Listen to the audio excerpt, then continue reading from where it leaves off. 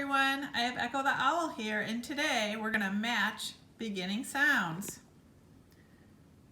Cut out the picture and place them under the letter that matches the beginning sound of the object. And today we have 3 letters to sort. We have L, H, and K. And we have 9 objects: leaf, hammer, kangaroo, hat, key, lamp, lemon, kite, and horse.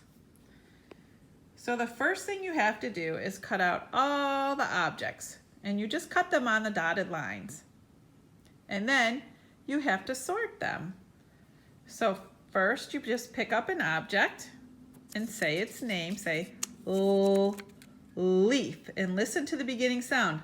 Leaf, and that starts with the letter L. And then you're going to pick up the next object and say its name. Hammer,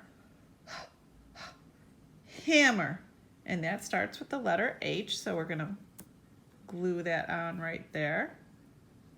And then pick up the next object. Kangaroo. Kangaroo starts with the letter K. That's the beginning sound. Now you try.